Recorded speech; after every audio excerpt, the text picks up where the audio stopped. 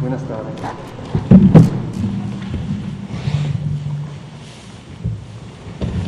Muy buenas tardes. Son las 19 horas en punto del viernes 21 de agosto de 2020. Estamos en el Palacio Nacional de México, en la Ciudad de México, y vamos a iniciar la conferencia de prensa diaria sobre COVID-19, la pandemia causada por el coronavirus SARS-CoV-2. Hoy vamos a tener dos elementos de nuestra conferencia: el informe técnico que presentaré yo mismo, y posteriormente tenemos una segunda sesión sobre el tema de juventudes y la salud mental. Nos acompaña Guillermo Santiago, quien es el titular del Instituto Mexicano de la Juventud, INJUVE. Muchas gracias, Guillermo, bienvenido. Y nos acompaña también nuestra colega, la doctora Evalinda Barrón, quien ya había venido en la ocasión previa. Ella es parte del equipo de la próxima Comisión Nacional de Salud Mental y Adicciones. Actualmente está en la sección de adicciones en CONADIC, es directora de vinculación institucional. Y también tenemos el privilegio de que nos acompañe el doctor Jean-Marc Gabastú, quien es el asesor regional para emergencias en salud de la Organización Panamericana de la Salud, Organización Mundial de la Salud, para hablar de algunos temas que tienen que ver con las estrategias de desconfinamiento, el uso de pruebas y, en general, el monitoreo de la epidemia. Esto no es un componente técnico específico, pero lo comentaremos en las preguntas y respuestas. Vamos a empezar. Si me pasan la primera. Vamos a ver el informe técnico, lo haremos breve para dar lugar a la sesión interactiva sobre juventudes. Pásenme la primera, por favor. 83 días del proceso de nueva normalidad. Hoy es viernes, pero no vamos a hablar hoy de semáforo. Recuerden que el semáforo se estará presentando públicamente cada 15 días, independientemente de que hacemos la evaluación todas las semanas. La siguiente. Aquí vemos nuestra curva epidémica, ya casi para terminar la semana 34, que es la semana en la que nos encontramos, y vemos lo que hemos estado señalando a lo largo de la semana, que es esta muy buena noticia de la reducción por 3 semanas consecutivas, la 30, 31 y 32, en el número de casos confirmados. Conforme pasa la semana, habrán notado que se reduce la zona amarilla, que es lo que se refiere al número de personas enfermas que estaban esperando el resultado de su prueba diagnóstica. De tal manera que, aunque parece una gráfica idéntica a la de lunes, si la comparan con cuidado, verán que a lo largo de la semana ha ido cambiando, principalmente en la medida en que esta zona de transición de los casos sospechosos que están en espera del resultado han pasado a ser parte de los confirmados o de los descartados, de los casos que resultaron negativos. Generalmente sabemos que mientras sigue abierto el proceso de incorporación de datos, fundamentalmente hasta la semana 32, entonces podría aumentar el tamaño neto de la columna, lo que representa el número de casos registrados con fecha de inicio de los síntomas en esa semana. Y los resúmenes numéricos están en la parte baja de la diapositiva y los seguiremos presentando periódicamente. Bajo un punto porcentual, la positividad, tenemos 46% de positividad, abrimos la semana con 47% y 1.239.133 personas han sido estudiadas. Esto quiere decir, en México, recuérdenlo, la vigilancia epidemiológica tiene una entrada sindromática.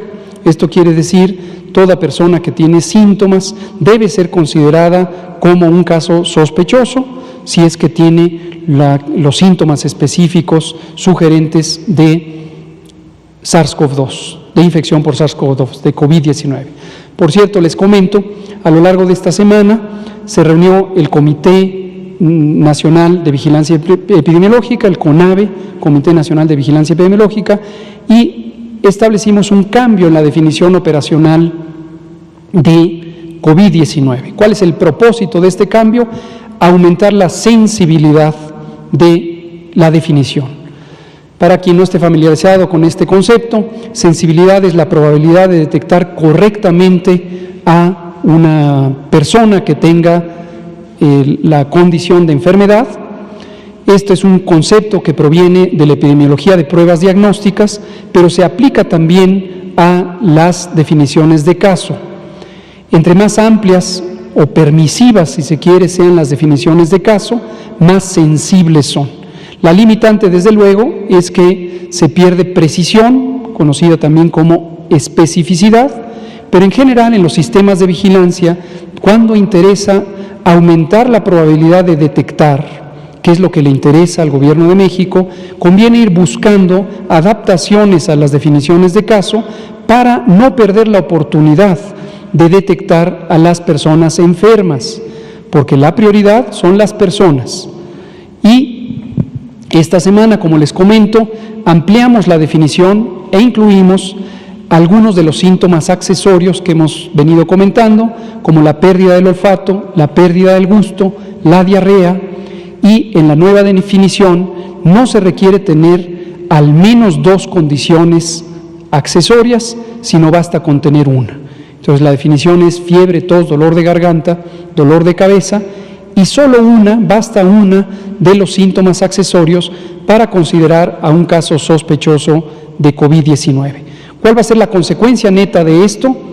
En la oportunidad de atención, que detectemos a más personas que pudieran tener COVID. Recuerden que la atención médica de las personas enfermas no depende de la confirmación diagnóstica, no depende de ello. Si dependiera de ello, retardaríamos la atención. Una persona que se sospecha tiene COVID debe tratarse como quien tiene COVID.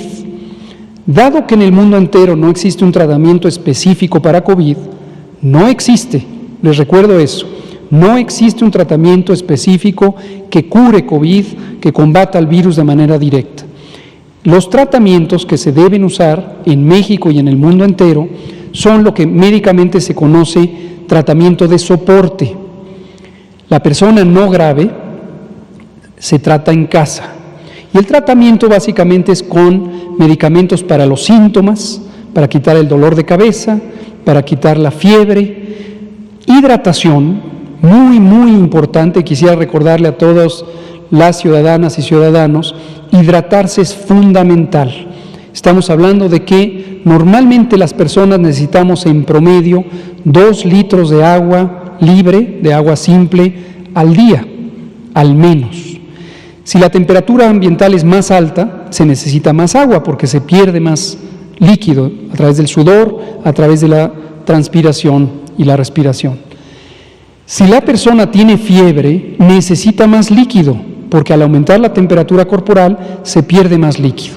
Entonces, en general, recomendamos al menos 2 litros, posiblemente 3 litros de agua libre al día, independientemente de que se coma sopa o se tomen otras fuentes de líquido en las frutas, por ejemplo. Y esto es un aspecto muy importante. Y ese es el tratamiento o el manejo médico de la persona enferma de COVID cuando no tiene síntomas graves. Si en la valoración médica se identifica que tiene síntomas de gravedad, por ejemplo, dificultad respiratoria, no puede respirar, la persona siente que no puede respirar, por ejemplo, dolor de pecho, dolor, sensación de opresión en el tórax, o por ejemplo, que tenga la respiración acelerada, esto médicamente se llama taquipnea, la respiración acelerada, o que la persona esté somnolienta o pálida. Estos son signos de alarma y la persona que tenga esto debe ir al médico independientemente de que tenga o no las condiciones de riesgo de complicaciones, que a estas alturas, espero, la gran mayoría de la población sabe cuáles son. Mayor de 60 años, diabetes, hipertensión, obesidad, etc. Si la persona tiene este tipo de signos, o bien se encuentra una alteración radiológica, por ejemplo, las imágenes de una tomografía del tórax, que sugiere una inflamación pulmonar importante, o la persona no está oxigenando y a través del monitoreo de la oximetría, de la oxigenación arterial, se encuentra que la saturación de oxígeno en la sangre arterial es menor a 90, la persona debe ser hospitalizada, no necesariamente intubada, y hay una ventana de oportunidad en promedio de 3 a 4 días para que a través de la oxigenación no invasiva la persona pueda recuperar su salud. Pero si se complica o se espera demasiado y no va al hospital para que se hagan estos monitoreos, entonces puede ser que llegue demasiado tarde. Y no queremos que pase eso. Por eso es que hemos ampliado la sensibilidad de la definición operacional de caso. Una consecuencia estadística es que puede aumentar el número de casos registrados. No pasa nada. Si aumentan, no pasa nada. Lo importante es que sean detectados con mayor prontitud. Así funciona la vigilancia epidemiológica en México. La siguiente. Aquí vemos la estimación. Recuerden que empezamos la semana el domingo cuando presentamos esta primera curva que termina en la semana 32 con una reducción entre la semana 31 y 32 de 19 puntos porcentuales. Y como lo decimos todos los domingos y a lo largo de la semana, en la medida que se van incorporando nuevos datos, aumenta la cantidad de casos registrados, particularmente en la semana más reciente del corte, en este caso la 32, y se borra un poco la magnitud de la reducción. Pero la buena noticia hoy, que es viernes, es que mañana cierra la semana 34, por lo tanto el domingo aumentamos una semana y ya es improbable que lleguen más datos de la semana 32, lo que ya permite suponer que esta reducción va a permanecer. Quizá un punto más porcentual se reduzca, pero cualitativamente lo que sugiere es esta reducción sostenida en las últimas 3 semanas. Igualmente el porcentaje de casos que están activos, esto es lo activo de la epidemia, todo lo demás es histórico, esto es un dato histórico, aquí hay personas contabilizadas que desde hace muchas semanas, desde hace meses, en su mayoría, están ya en su casa, desde luego excepto los casi 60,000 que lamentablemente perdieron la vida o quienes están en este momento todavía hospitalizadas a pesar de que no tengan la enfermedad en los últimos 15 días. Y se ha reducido a 7% la epidemia activa y la tendencia es progresivamente a la reducción. Lo mismo la mortalidad, esta tiene más semanas de descenso, prácticamente desde la semana 27 empezó a descender, más claramente en estas últimas 3 semanas, se redujo un poco la magnitud del descenso, habíamos arrancado la semana con 52%, hoy tenemos 42%, pero afortunadamente también está reduciéndose la mortalidad. Estos son los datos estimados, hemos incorporado siempre aquí el porcentaje de personas que aunque todavía no tenemos el resultado de la prueba, sabemos que podrían resultar positivas. Y estimamos que en este momento ya estaríamos en 61.501 defunciones y 41.778 casos activos. La siguiente. Finalmente, la ocupación hospitalaria. Recordamos nuevamente, la ocupación hospitalaria es importantísima porque es lo que nos ha permitido a lo largo de toda la epidemia que no tengamos eventos fatales por el hecho de que no se les pueda recibir. Esto fue una meta desde el principio, esto es parte de la respuesta ante las pandemias de esta naturaleza, está descrito en los manuales de preparación y respuesta ante pandemias con el modelo de influenza desde al menos 2005. Y tenemos 38% de nuestra ocupación hospitalaria destinada a la infección respiratoria aguda grave. En este momento está en esa cantidad, 38% de las 31.513 camas que han sido destinadas para la atención de infección respiratoria aguda grave, el síndrome clínico de COVID. Y tenemos 4 entidades federativas que tienen ocupaciones por arriba del 50%, son Nayarit, Nuevo León, Colima y Coahuila. En este momento tienen más del 50% de ocupación, con estos porcentajes aquí mostrados, 67, 65, 57 y 52.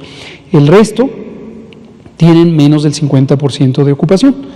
Y finalmente, en las camas de terapia intensiva o sus análogos, en la siguiente diapositiva, podemos ver que tenemos una ocupación promedio nacional de 32%, solo la tercera parte está en este momento ocupada, y si lo vemos entidad federativa por entidad, tenemos que 2 entidades federativas, Colima y Nuevo León, mismas que tenían ocupaciones mayores de 50% en las camas generales, lo tienen para las camas o bien de terapia intensiva o análogas de la terapia intensiva.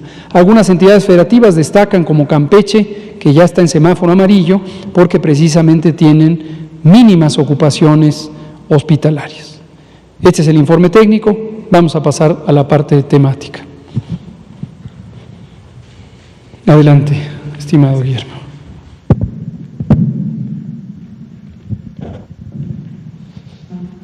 Buenas tardes a todos y a todas. Nos da mucho gusto poder estar aquí. Justo compartirles, como ya lo hemos mencionado con anterioridad, que estamos en el mes de las juventudes, dado que el día 12 de agosto es el Día Internacional de la Juventud, y justo este año tiene como tema el compromiso de las juventudes hacia una acción global. El objetivo principal es el reconocimiento de las acciones que las y los jóvenes están realizando a nivel local, a nivel regional, a nivel nacional y a nivel global, con la finalidad de mejorar los procesos institucionales y los mecanismos de participación e incidencia. Este es un año bastante importante porque, como todos saben, tenemos grandes retos por delante, pero también sabemos firmemente que las personas jóvenes tenemos una responsabilidad histórica para transformar nuestra realidad.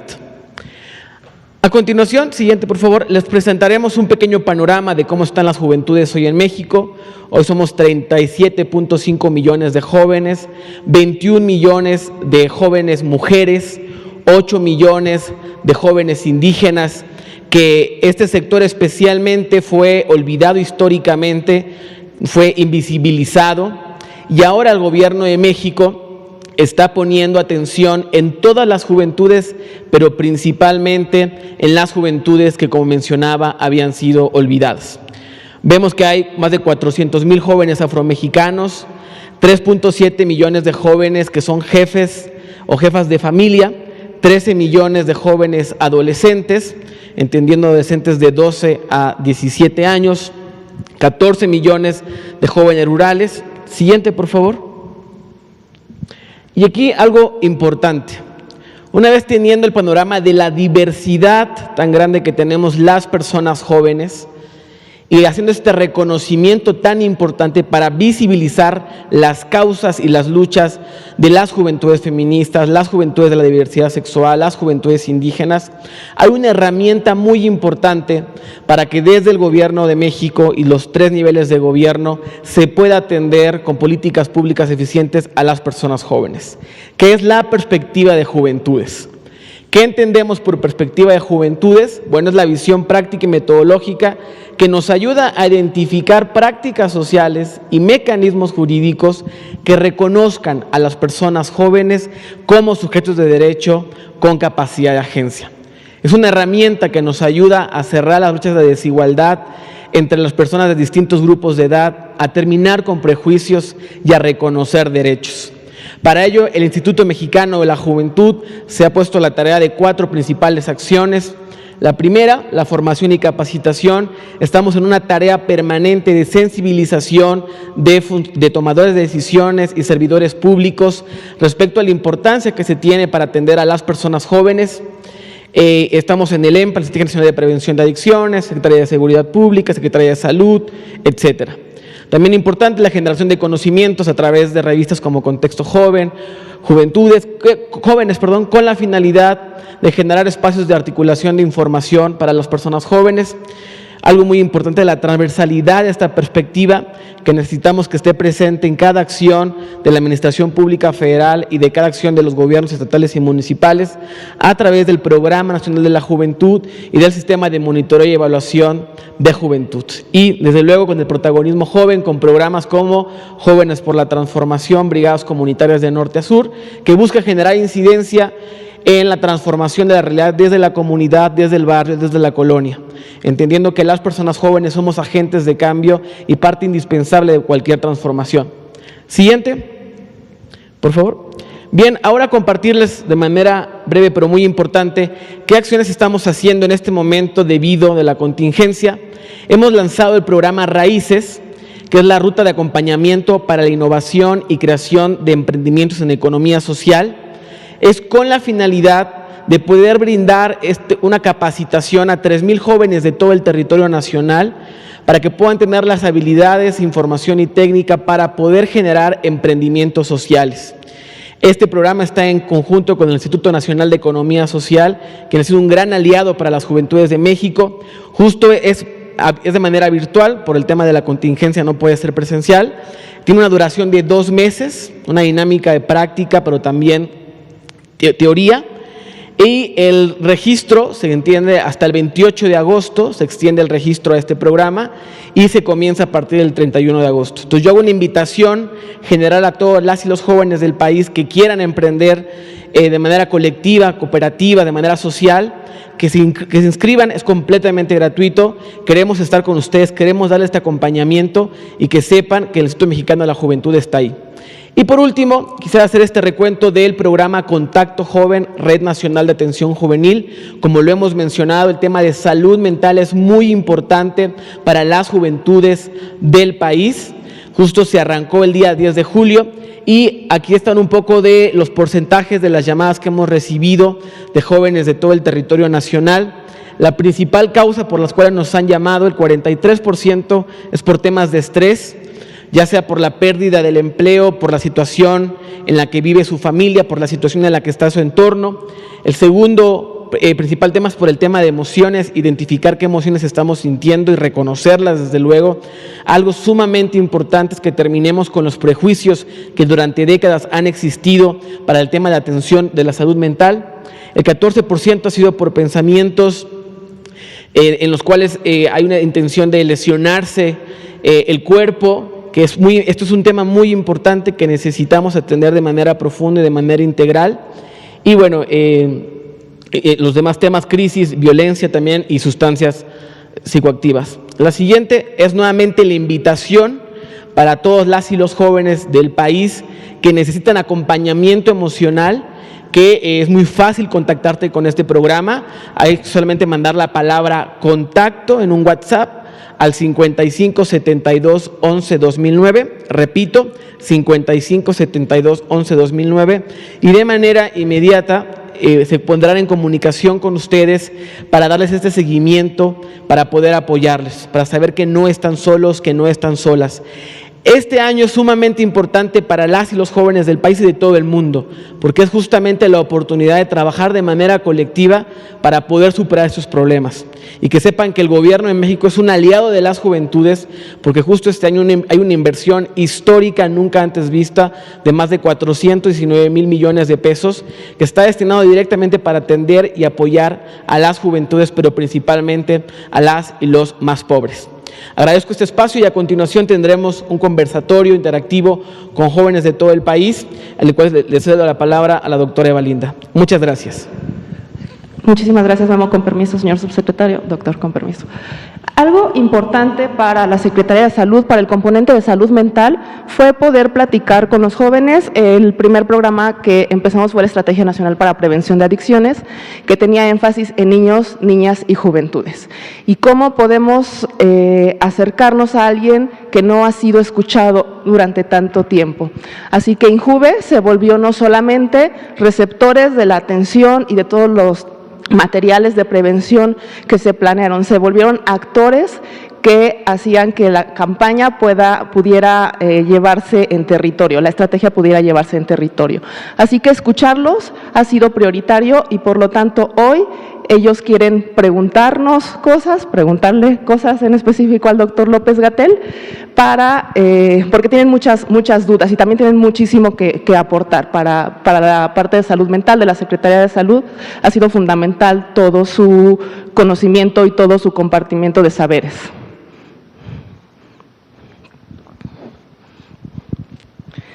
Bueno, pues bienvenidos todos. Voy a ir cediendo la palabra. Recuerden que tenemos 2 minutos por pregunta. Bueno, primero, Reina Pinto, que ha trabajado en programas de prevención de delito y violencia. Si nos quieres compartir tu pregunta para el doctor López-Gatell. Hola, muy buenas tardes. Mucho gusto, un placer estar aquí con ustedes, al doctor Gatell, al director Guillermo y a la doctora Evalinda. Yo soy Reina Pino, feminista sonorense que vive en Ciudad Juárez, Chihuahua, y mi pregunta para el doctor Gatell es la siguiente. ¿Cuál es la perspectiva del gobierno mexicano para implementar la estrategia de vacunación masiva para que ésta llegue a toda la población, incluida la población que se encuentra en entornos con mayor marginación, como la población migrante que se encuentra actualmente en el país, y si esta vacuna será gratuita para todos y todas? Muchas gracias. Muchas gracias, Reina Pino. ¿Te refieres a la vacuna COVID, cierto? ¿O en general las vacunas? Vacuna por COVID-19. Justamente aprovecho para comentar, esta mañana tuvimos una muy productiva reunión con el doctor Alcocer y el canciller Marcelo Ebrard, la subsecretaria Marta Delgado y yo mismo, una reunión muy productiva en la que pudimos retomar panorámicamente sobre los planes que tiene el gobierno mexicano para ubicar de manera anticipada dónde puede haber la oportunidad de adquirir la vacuna en el mundo a través de distintos esquemas de cooperación. Algunos son multipaís, otros son directamente negociaciones bilaterales. Y aprovecho para expresar mi regocijo por esa reunión y agradecer al canciller Ebrard y a la subsecretaria Marta Delgado por el excelente trabajo que han estado haciendo en esa exploración sistemática, que ahora la relacionamos justamente con la pregunta que amablemente nos hace Reina Pino. La vacuna definitivamente va a ser de acceso universal.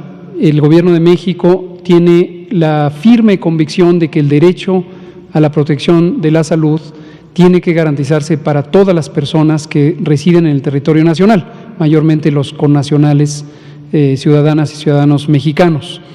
Este es un esfuerzo que va más allá de la epidemia de COVID y que es parte del programa de gobierno, y una de las prioridades de este programa de gobierno es la salud precisamente. En ese sentido, las vacunas en México siempre han sido gratuitas, afortunadamente, desde que existe nuestro Programa Nacional de Vacunación Universal, establecido en 1973, y ha sido orgullo de México tener un programa muy bien estructurado. Ha habido algunos retos en su capacidad de sostener la cobertura vacunal, particularmente en los últimos 7 años. Ha habido algunas insuficiencias en el abasto de vacunas. Esto es algo que quizá no todo el mundo conoce, pero lo tenemos documentado. Algunas vacunas del esquema convencional, incluida la de sarampión, tuvieron desabasto en 2015, 16, 17, 18 y en 19 porque no se logró el abastecimiento de vacunas en los contratos establecidos en el sexenio anterior. Aprovecho para que la gente lo conozca.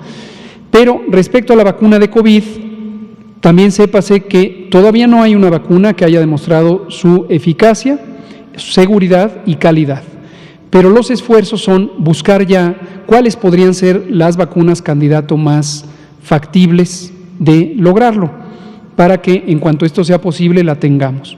No hay una limitación de dinero. El presidente López Obrador ha dejado muy claro que lo que tenga que invertirse en estas vacunas se hará. Desde luego, entre más justos sean los precios y menos sean resultado de especulación comercial, pues mejor. Y por eso buscamos, a través de la Cancillería, estos mecanismos de exploración tan amplios. Ahora, concretamente sobre las poblaciones de difícil acceso, gracias por la pregunta. Esto es un reto siempre de los programas de salud, incluyendo la vacunación, no solamente la vacuna COVID, sino las demás vacunas, y se requieren esfuerzos adicionales para activamente salir de las unidades de salud y a través de personal de campo, que lo tenemos, es el personal de la salud pública que está en las entidades federativas y que depende de las secretarías de salud estatales, pero programáticamente lo coordinamos desde la Subsecretaría de Prevención y Promoción de la Salud, buscar que se llegue a donde las personas tengan que estar. Desde luego la vacunación es voluntaria, eso debe quedar también claro, no se le puede imponer a nadie el vacunarse, muy importante y cuidado con eso, no se puede forzar a nadie, pero sí se le puede tratar de persuadir de que pudiera ser benéfico para su salud y para la salud de todas y todos. Muchas gracias, Reina, por la pregunta. Muchísimas gracias, doctor. Un programa que fue solicitado, gestado en esta necesidad de ayudar de la juventud fue Contacto Joven. Y Javier Pacheco nos va a contar un poco de su experiencia sobre el trabajo que ha tenido en este programa. Hola, doctor López-Gatell, director Guillermo Santiago, compañeras y compañeros, es un honor coincidir con ustedes. Soy Javier Pacheco, yucateco y habitante de la Ciudad de México.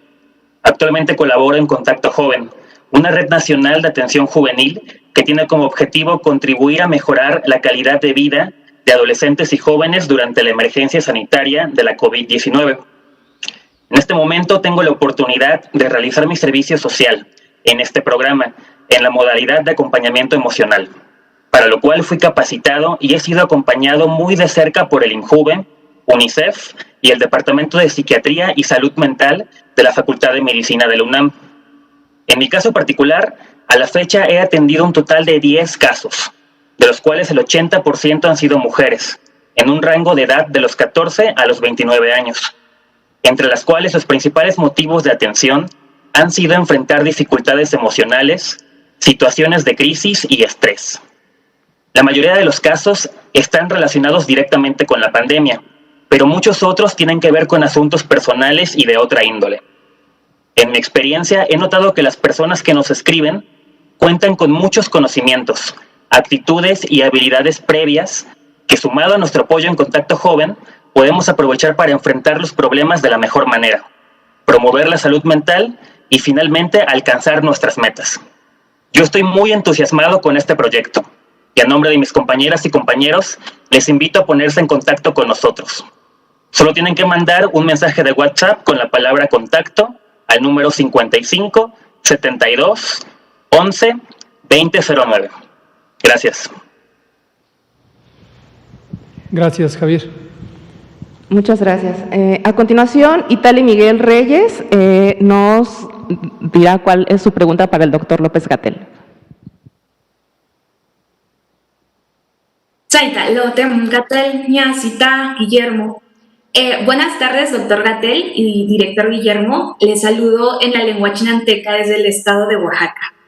Yo soy Itali Miguel Reyes, fungí como responsable de brigada de las brigadas comunitarias del INJUVE. Doctor, mi pregunta es, ante la posibilidad de futuros sucesos epidemiológicos o de emergencia nacional, ¿existe o han considerado crear una estrategia y presupuesto de respuesta frente a estas circunstancias, abarcando el área económica, fortaleciendo la investigación y el sistema de salud, para no estar al arbitrio de los imprevistos desde la administración del Estado mexicano? Gracias. Muchas gracias, Itali. Creo que esta pregunta es muy útil para, uno, tener la conciencia colectiva, social, de que estos riesgos a la salud son fenómenos naturales. No podemos escaparnos de ellos, la humanidad entera tiene este tipo de fenómenos periódicamente.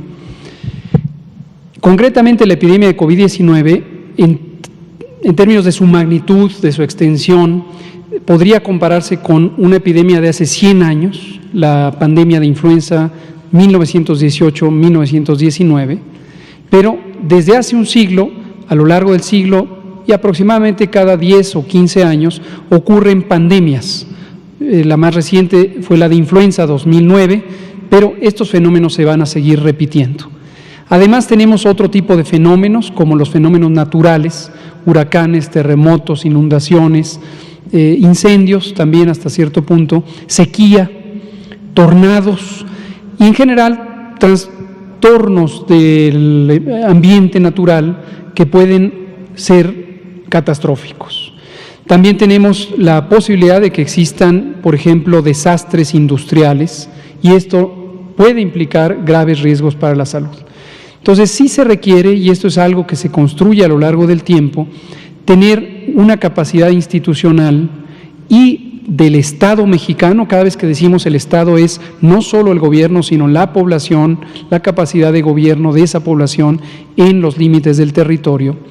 Sí se requiere desarrollar capacidades, planes de contingencia, planes de continuidad de operaciones. En salud no teníamos en la Secretaría de Salud una unidad técnica suficientemente especializada en el campo de las emergencias. Desde 1965 existe un programa de emergencias epidemiológicas y desastres, pero que se ha quedado ya muy limitado respecto a la complejidad y magnitud de los retos. Entonces, cuando empezó este gobierno, esto antes de COVID, por supuesto, ya teníamos un plan que está en curso de desarrollo de establecer el Centro Nacional de Emergencias en Salud. El doctor José Luis Salomía, actual director de epidemiología, es el líder del proyecto y estamos configurando este centro como un centro que se incorporará al Sistema Nacional de Protección Civil y al al Comité Nacional de Emergencias, de modo que podamos articular los elementos técnicos especializados de salud en el manejo de emergencias a la capacidad de manejo de emergencias en general. Y ojalá que esto pueda tener rendimientos útiles en un plazo corto para estar preparados ante otros fenómenos como este, pero en este caso posiblemente incluirá la respuesta a COVID a lo largo de los años que muy probablemente esta epidemia estará todavía presente en el mundo. Muchas gracias. Muchas gracias, doctor. Gracias, Itali. A continuación, un colega, Israel Orduña, le hará una pregunta al doctor López-Gatell. Hola, doctor. Pues mi nombre es Israel, soy del estado de Morelos y mi intervención es la siguiente. En el país hay lugares donde la enfermedad es representada de una forma distinta. Por ejemplo, en los pueblos originarios, y cada región tiene sus barreras y percepciones en torno a la salud mental. Es decir, hay estigmas y hay discriminación en torno a los trastornos mentales. Es un tema muy complejo. Y además, los servicios de salud, a mi parecer, no son sensibles ni suficientes para atender la problemática. Y considero que es muy importante incrementar el financiamiento e inversión en salud mental. Entonces, mi pregunta es la siguiente. ¿Qué decisiones económicas desde el gobierno, basadas en criterios médicos, han materializado para atender la salud mental en México, tomando en consideración todas las particularidades de cada región? Gracias. Muchas gracias, Israel. El reto es enorme porque en México tenemos desde hace muchas décadas una limitada ampliación del Sistema Nacional de Salud en todos los campos, desde la medicina general, la salud pública, la enfermería, pero con mayor razón la medicina especializada. Se ha calculado que tenemos un déficit de 240,000 personas trabajadoras de la salud desde hace 10 o 15 años. En el campo de salud mental tenemos aún mayor precariedad. Tenemos algunas capacidades institucionales, tenemos 45 centros de salud mental, tenemos algunos hospitales de salud mental, pero tenemos poco personal, pocas capacidades estructurales y tenemos además un modelo de atención en salud mental ya muy obsoleto, que tiene importantes contradicciones con los derechos humanos, con la sensibilidad cultural y social y con el respeto a la dignidad de las personas. Desde que empezó el gobierno empezamos a enfatizar esto. El doctor Jorge Alcocer, nuestro secretario de Salud, fue muy claro en decir esta es una de las prioridades fundamentales y por eso estamos estableciendo la Comisión Nacional de Salud Mental y Adicciones, en primer lugar para buscar la integración de las capacidades de atención preventiva, curativa, rehabilitatoria, de integración social en salud mental, con el enorme reto de atender desde la prevención las adicciones. Lo vamos a integrar todo en esta comisión y el plan empezó a trabajar desde el inicio. las personas que están al frente, que han venido aquí en varias ocasiones, el doctor Juan Manuel Quijada, el doctor Gadi Sabiki, la doctora Lorena Rodríguez Bores, la doctora Evalinda Barrón aquí presente, Diana Tejadilla que está al fondo del salón, entre muchos otros colegas, están empujando este cambio de enfoque. Las entidades federativas están haciendo su parte, algunas entidades federativas, pongo el ejemplo de Yucatán, sin ánimo de menospreciar los esfuerzos que hacen otras entidades, están desarrollando también instrumentos y programas, por ejemplo, de prevención del suicidio, de detección temprana de la depresión o los trastornos depresivos. Estamos impulsando, en combinación o en colaboración con el legislativo, un cambio a la legislación para que pueda haber un capítulo específico de salud mental en la Ley General de Salud. Es un reto grande y no hay que tener falsas expectativas de que la solución va a ser inmediata, pero si no emprendemos el camino desde ahorita, nunca va a llegar a esa solución. Entonces ya lo hemos emprendido y hay que ir reclutando la conciencia pública para tener un abordaje mucho más sensible al respeto de la dignidad de las personas. Gracias, Israel. Muchas gracias, doctor. Gracias, Israel. Sí, para los profesionales de la salud mental, psiquiatras, psicólogos, trabajadoras sociales, esto es una gran alegría y también mucho trabajo que estamos haciendo con el acompañamiento de INJUVE. A continuación, Fátima Soriano, que ha trabajado mucho en el empoderamiento de las juventudes en las comunidades, nos hará una pregunta. Bueno, al doctor le hará una pregunta. Hola, buenas tardes, doctor Gatell. Mi nombre es Fátima Soriano, soy del hermoso estado de Zacatecas, de una ciudad que gran parte de su economía es gracias al turismo, de la capital. Sabemos que estamos viviendo ya en una nueva normalidad, como ya se ha mencionado desde antes, y los jóvenes poco a poco vamos entrando en ella, pero muchos lo hemos querido hacer como antes, ya que desde varios meses atrás pues queremos salir, convivir con los amigos, viajar, hacer fiestas de reencuentros, muchas cosas que queremos hacer. Pero también hemos visto cómo en otros países ya ha habido un rebrote importante y en algunos lugares pues se ha culpado a los jóvenes. ¿Cómo en nuestro país los jóvenes podemos contribuir y aportar en esta nueva normalidad, ayudando a evitar rebrotes, pero también ayudando a aprender a vivir de una manera diferente? Gracias. Muchas gracias, Fátima. Creo que es una pregunta muy interesante, difícil de responder porque no hay una solución única. Lo primero que sí me llama la atención es esta idea de que se culpa a los jóvenes. Considero que no hay que culpar ni a los jóvenes ni a nadie. Nadie es culpable de un fenómeno colectivo tan complejo como puede ser una epidemia. Ni jóvenes, ni adultos mayores, ni niños, ni nadie.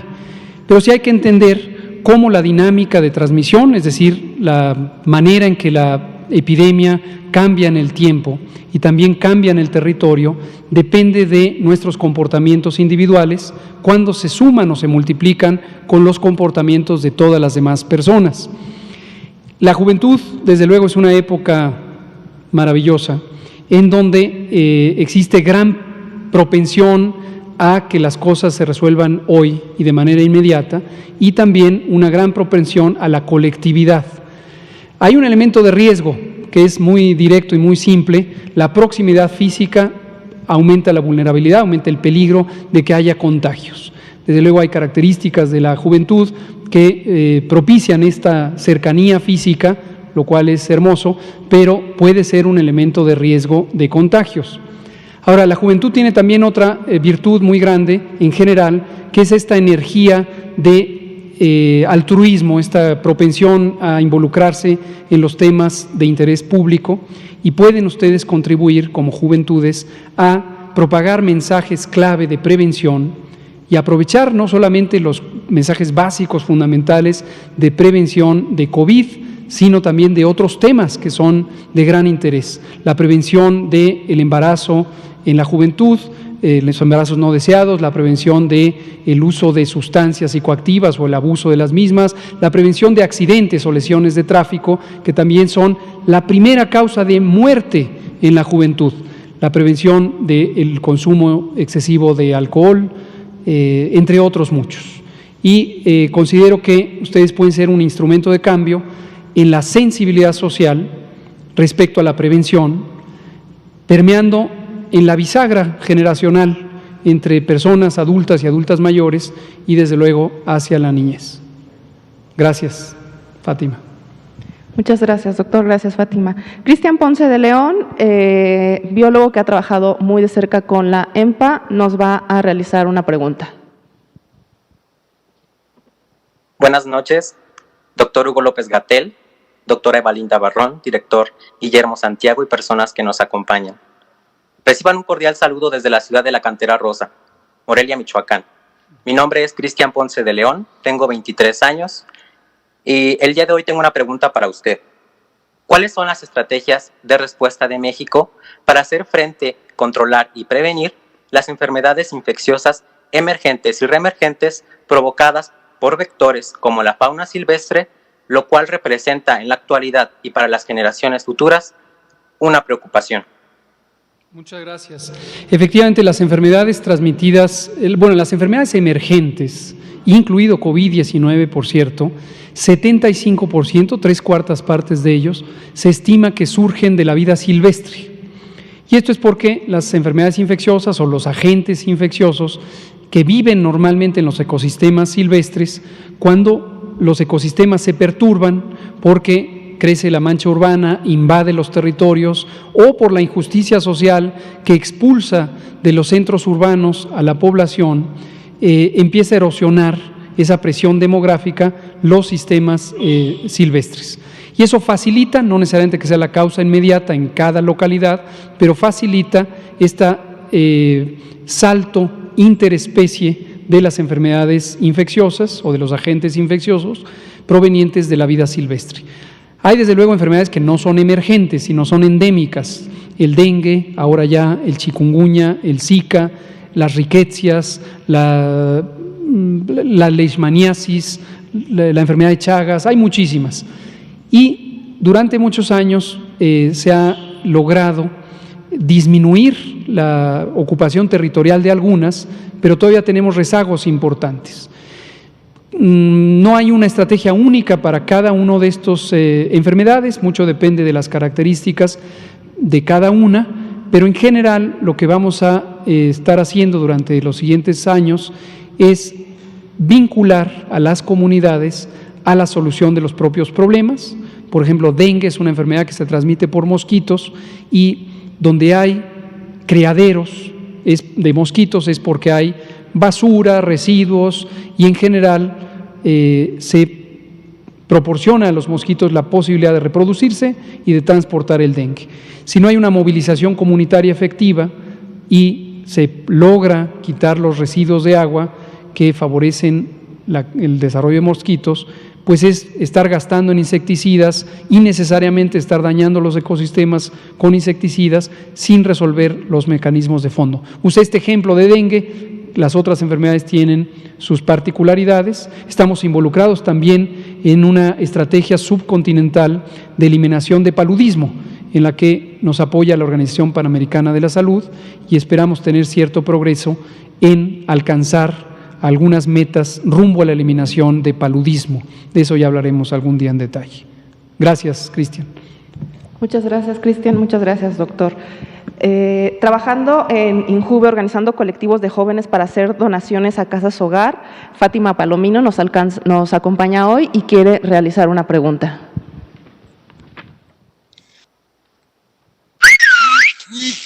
Buenas tardes. Hola, Fátima, buenas tardes. Buenas tardes, doctor Hugo López-Gatell. Buenas tardes al director Santiago. Y mi pregunta es la siguiente. Debido al confinamiento, muchas personas con discapacidad tuvieron que cambiar su vida cotidiana. Entonces, con el confinamiento hay muchas cosas que ellos no pueden hacer por sí solos. Mi pregunta es, ¿qué recomendaciones tendría para los jóvenes con discapacidad, tanto como para los cuidadores, para que vivan sin un riesgo alguno? Muchas gracias, Fátima. Sí, este es un asunto que lamentablemente se desplazó, efectivamente, irremediablemente tuvimos que reducir la operación, en algunos casos cancelar temporalmente algunas de las actividades de asistencia a las personas con discapacidad por su propia protección. Es decir, son la terapia de rehabilitación en algunos casos era una experiencia de acercamiento físico que aumentaba la propensión de las personas con discapacidad a ser contagiadas o viceversa de las personas hacia los y las fisioterapeutas. Esto ya desde hace varias semanas, más de un par de meses, se empezó a liberar esta actividad en la medida en que empezó a reducirse el riesgo y se empezó a abrir los campos clínicos de la rehabilitación. Por cierto, la Fundación Teletón fue una aliada fundamental para poder dar continuidad a muchas de las actividades que en algunos territorios eran de mayor necesidad. Respecto a la prevención es la misma en personas con discapacidad que en personas sin discapacidad. Tiene que ver con mantener la sana distancia, principalmente respecto a la vía respiratoria, usar los cubrebocas. Aquí es otro ejemplo, igual que en el transporte público, donde el uso de cubrebocas por la proximidad, que es irremediable, puede jugar un papel importante. Y desde luego el lavado de manos, y si alguien tiene síntomas, pues abstenerse de acercarse a otra persona, sea que se trate de la persona con discapacidad o la persona que asiste a alguien con discapacidad. Pero es algo relativamente temporal o pasajero y esperamos que conforme vaya continuando el descenso de la curva epidémica, se restablezca de manera completa los servicios de rehabilitación en todos los aspectos. Gracias, Fátima. Gracias, doctor. Gracias, Fátima. Dando apoyo a Fuerzas Armadas mediante protocolos de bioseguridad, Víctor Rafael Flores nos va a contar brevemente, en 2 minutitos, su experiencia durante la pandemia.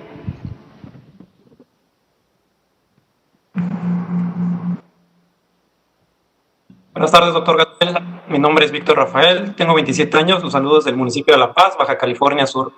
Por la contingencia del COVID-19, varias personas se quedaron sin empleo. A raíz de eso, impulsamos una iniciativa llamada Alianza Comunitaria por Baja California Sur, en la que estamos participando cerca de 83 organizaciones de la sociedad civil y empresas. Entre ellas, participamos las y los jóvenes del programa Brigadas Comunitarias de Norte a Sur del Instituto Mexicano de la Juventud. Destinamos apoyos alimenticios e insumos médicos a todas las familias del Estado con alto grado de marginación en respuesta a la crisis económica y social por la presencia del COVID-19 en nuestro Estado. Hasta la fecha, hemos apoyado a más de 152,000 familias en Baja California Sur, y un factor importante para llegar a este logro ha sido que hemos fomentado la participación e involucramiento de muchas y muchos jóvenes a través de nuestras redes de voluntariado, cuyo único objetivo ha sido donar parte de su tiempo para ayudar a sus comunidades como agentes de cambio y de transformación. La mayoría de los jóvenes que participan con nosotros son estudiantes, recién egresados, profesionistas e incluso amas de casa que de lunes a viernes salen a diferentes colonias caminando calle por calle, casa por casa, llevando esta ayuda humanitaria gracias al acompañamiento de las Fuerzas Armadas como es la Guardia Nacional, la Secretaría de Marina y la Sedena. Como usted sabrá, doctor López Gatell, algo que nos caracteriza a los estados del norte es que en estas temporadas hace mucho calor. Aún así, las chavas y los chavos siempre están comprometidos con este tipo de causas sociales, sin importar caminar bajo un sol a 38 o 43 grados centígrados. Todo eso lo hacemos bajo protocolos de bioseguridad en el que podemos protegernos a nosotros y proteger a los que ayudamos, siempre atendiendo la sana distancia, el uso de cubrebocas y guantes, haciendo el lavado de manos y visitando casa por casa para evitar aglomeraciones en lugares públicos. Así apoyamos la campaña Quédate en casa. Con esto, una vez más, así como en el terremoto del 19 de septiembre, demostramos que en tiempos de crisis nacional, las y los jóvenes traemos bien puesta la camisa por ayudar a nuestro país y salir adelante. Doctor Gatell, director Guillermo Santiago del INJUVE, muchas gracias por compartir este espacio con las juventudes mexicanas. Desde Baja California Sur tienen su humilde casa. Les mando muchos saludos. Muchas gracias. Muchas gracias. Gracias. Muchas gracias, Víctor. Rosenberg Gutiérrez, promotor y fundador del proyecto Observatorio Juvenil Indígena Chol Maya, nos va a realizar una pregunta. Hola, ¿qué tal todos? Saludos a Tabasco, saludos doctor Gatell, saludos compañero director Guillermo. Yo voy a contextualizar más sobre los pueblos indígenas. Soy del estado de Tabasco, soy de la etnia Chol, del municipio de Tacotalpa, de la comunidad de Cubiac, y bajo mi experiencia propia he visto que por una cuestión de humanismo y de comunidad, los médicos tradicionales son las primeras barreras que están enfrentando el COVID ante un desconocimiento propio de la enfermedad por sus complejidades. Entonces, ante la falta de servicio médico, pues son ellos los que intervienen desde el territorio comunitario. Entonces, mi pregunta va en la cuestión siguiente. ¿Qué se está haciendo o qué políticas públicas de salud han considerado implementar para la protección, la integración y la revalorización en estos tiempos de pandemia sobre los médicos tradicionales y su profesión y en esta práctica ancestral? Porque más que nada también representa un legado cultural para nosotros como comunidad y para las próximas generaciones. Esa sería mi pregunta. Muchas gracias. Sí, sobre las comunidades indígenas, ha sido uno de los elementos de importante preocupación desde el inicio, porque estamos conscientes que a lo largo de décadas, posiblemente muchas décadas, han sido marginadas, desplazadas, rechazadas por su diversidad cultural en México y en muchas partes del mundo. El Instituto Nacional de los Pueblos Indígenas y su titular, Adelfo Regino, hemos tenido una vinculación muy estrecha desde el inicio. Hace unos días me preguntaban sobre, me alertaban de que hay una demanda por omisión, de que no hemos producido materiales en lenguas originales. Esto no es cierto, ya tendremos la ocasión de contestar formalmente la demanda, pero desde el inicio hicimos una traducción en 54 lenguas originales, incluyendo el chol, y hemos buscado el acercamiento a través de múltiples mecanismos de trabajo comunitario. Por cierto que una de las oportunidades que sigue teniendo la posibilidad de ser explotada más ampliamente son las radios comunitarias indígenas que podrían ayudar a replicar los mensajes. Respecto a la medicina tradicional, desde luego hay un bagaje cultural importantísimo ahí que nos puede servir en estos momentos en múltiples sentidos, sería muy largo explicarlo, pero lo estamos buscando a través de estas redes comunitarias que estuvimos promoviendo en Chiapas, en Puebla, en Tabasco, precisamente en días recientes, y que continuamos. Ya no hemos hecho las giras por ahí, pero nuestros grupos técnicos están vinculándose en los estados. Nos quedan ya muy pocos minutos, pero muchas gracias. Muchísimas gracias. Nos hemos terminado el tiempo. Yo sé que los jóvenes quieren seguir preguntando y nosotros queremos seguir escuchando y aprendiendo de ustedes. Muchas gracias a INJUVE y a todos los que siempre han colaborado con la nueva estrategia de salud mental y de salud en general. Muchas gracias, queridos jóvenes, hombres y mujeres. Nos quedan muy pocos minutos, pero aprovechémoslos. Nos quedan prácticamente 3. Vamos a abrir a preguntas y comentarios y no olvidemos que está el doctor Jean-Marc Gabastú. Ya veo que no está nuestro compañero Alejandro Alemán. Ahí está, véngase Alejandro. Sé que hoy se fue a Ginebra en búsqueda de respuestas y para facilitar la respuesta, además de la que dio el doctor Michael Ryan, en México hay una oficina de la Organización Mundial de la Salud. Entonces fuimos a buscar también nosotros respuestas, y aquí está el doctor Jean-Marc Gabastú para elaborar sobre lo que usted preguntó al doctor Mike Ryan, que lo resumo en ánimo de tiempo. Agradecemos a Alejandro Alemán, que preguntó al doctor Michael Ryan sobre si en México se estaban haciendo suficientes pruebas. Esta es una pregunta legítima, absolutamente legítima, que ha surgido a lo largo del tiempo. La respuesta del doctor Ryan, ya vi que en los medios se está modificando con respecto a lo que él dijo, y me gustaría pedirle al doctor Jean-Marc Gabastú, asesor regional de emergencias, si nos puede comentar. No, porque nos quedan muy pocos minutos. Retomo sobre lo que usted preguntó, que es de conocimiento público, y le pido al doctor Gabastú si nos lo puede comentar.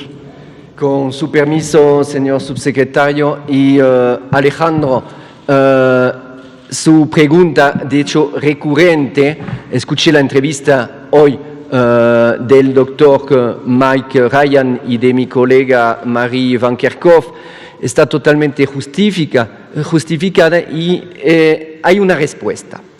La cuestión no es de saber si se están haciendo suficientes pruebas, sino si se lo está haciendo bien. Este país, a través de su joya tecnológica y centro colaborador, el INDRE, Laboratorio Nacional, fue el primero en reaccionar a implementar la técnica molecular de diagnóstico, la única validada para establecer un diagnóstico de certeza y precisión, antes mismo, en enero, que se declarara la emergencia en salud pública de importancia internacional. Fue el primer país de la región en hacerlo. No solo la implementaron en la sede, sino se ha replicado la capacitación y la implementación en 150 laboratorios del país, 32 estados, y de los cuales también 67 laboratorios privados. Si bien el laboratorio es un elemento esencial en la vigilancia para la detección, el aislamiento de los pacientes, su valoración y atención temprana, salvar vida. Y dos, para monitorear la magnitud, las características y las tendencias de la epidemia en el país, para tomar medidas de salud pública. Estamos hablando de la reducción de la transmisión de persona a persona. El laboratorio no es la única herramienta de vigilancia.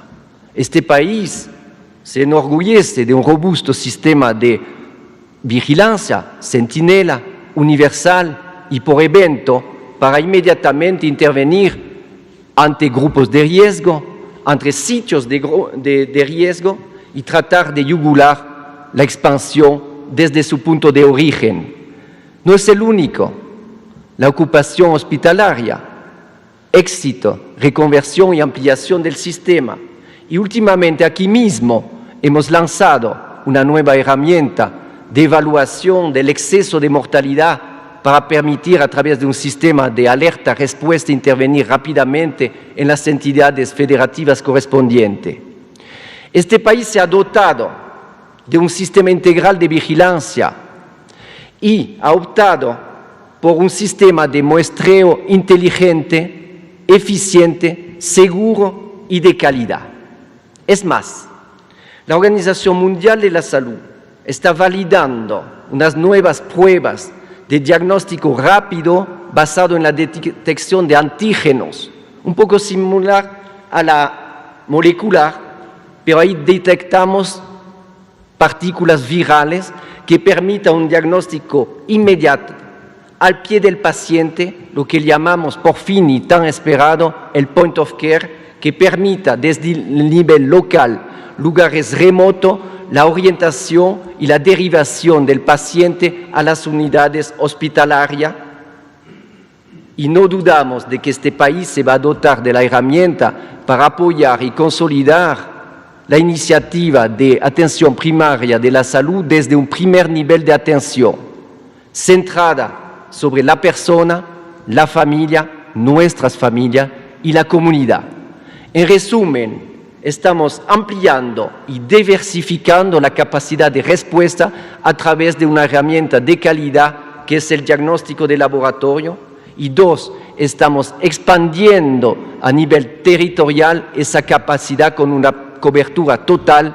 Y aquí estamos hablando de las comunidades y la población indígena, que también Mike Ryan mencionó que es una gran preocupación en la región y en este país. Estamos dotando al país de las capacidades para responder. Arriba del 40% no es razonable hablar de desconfinamiento y hablar de que son pruebas suficientes. Ese es el fondo. El alto índice de positividad, de hecho, está bajando con las tendencias que estamos observando actualmente. Con mucha prudencia y cautela tenemos que analizarlas. Es un índice de actividad. Y por lo tanto se tienen que consolidar las medidas que sean de vigilancia, de atención, velar por la continuidad de los servicios, no únicamente COVID, sino las enfermedades asociadas con las comorbilidades, y no bajar la guardia, razón por la cual, y estamos de acuerdo aquí, tenemos que consolidar, fortalecer todas las medidas que se han tomado. No estamos hablando de bajar la guardia, reducir la capacidad, sino al contrario, aumentarla, y ahí sí le damos la razón en aumentar la capacidad diagnóstica para un acceso universal para todos. Ahora, estimado Alejandro, lo veo un poco angustiado con cosas que hemos estado comentando varias veces. Pero, no, como que no dé el micrófono. Adelante, hable con libertad. Denle un micrófono a Alejandro, por favor, que se exprese. Nos regalaron unos minutos más, le agradezco a su ver, propia... doctor, mire, venga. Las pruebas son como las luces de un carro. Eso. ¿Sí? O sea, no son muy importantes, pero dependen del motor, dependen de la batería, dependen del alternador, pero sobre todo dependen de quien conduce. Sí. ¿Sí? Ahora, lo que hemos observado es que en las últimas 3 semanas ha bajado el número de pruebas. De la semana 30 a la semana 32, y nada más porque no me da, ahí están las cifras, ha bajado el número de pruebas. ¿Cuál es la razón? Eso es lo que estoy preguntando. Gracias. Qué bueno que lo vuelve a preguntar, estimado Alejandro, porque ya van 3 veces que se pregunta aquí, pero con mucho gusto se lo vuelvo a explicar.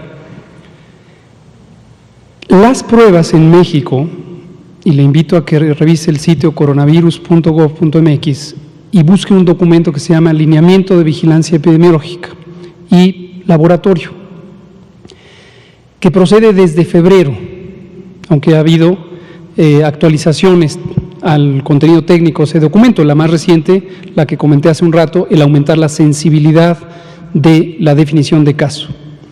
En México, las pruebas se hacen a personas que tienen las características clínicas de un caso sospechoso. Esa es la política de México, lo ha sido desde el inicio, lo hemos comentado múltiples veces. Hay países que tenemos políticas de diagnóstico definidas para COVID. Hay muchos países que no tienen esta definición o bien que tienen otro criterio. Por ejemplo, toda persona que quiera hacerse una prueba, que se acerque a un laboratorio, es el caso de Estados Unidos, por ejemplo, donde la atención médica es mayormente privada. Y ahí es un asunto de el que quiera hacerse la prueba, que se la haga. No necesita ser una prueba necesariamente validada, no necesita ser la mismo tipo de prueba.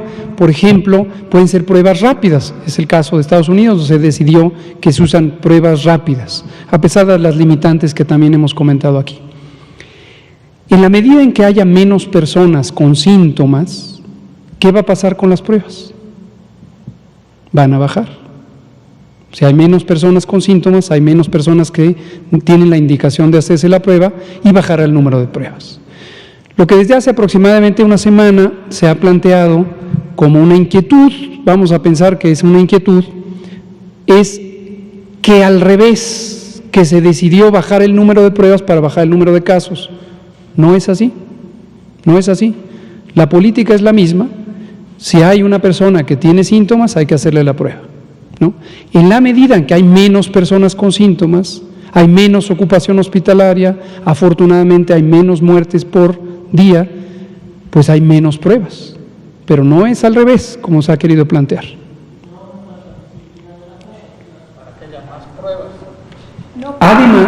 Además, en los esfuerzos comunitarios, esto no empezó ayer, esto tiene meses o un mes y medio por lo menos. Aquí vino la jefa de gobierno de la Ciudad de México y nos comentó sobre uno de los primeros programas de ampliación comunitaria, no de pruebas. La meta no es hacer pruebas, sino de detección por los múltiples mecanismos que acaba de comentar el doctor Jean-Marc Gabastú y que hemos comentado aquí, que es la vigilancia sindromática, la vigilancia basada en eventos, la vigilancia de ocupación hospitalaria, la vigilancia basada en laboratorio, etcétera, etcétera, etcétera. Entonces, hay 12 componentes de un sistema integral de monitoreo de la respuesta que se complementan unos a otros. Me parece legítimo que haya esta inquietud de las pruebas, pero creo que es útil que ya se visualice que las pruebas, me gustó su analogía del carro, es un componente de muchos. Muchas gracias. Gracias, muy buenas noches, son las 20:09 y gracias por los 10 minutos adicionales que nos dio CEPROPIE. Nos vemos mañana. Gracias.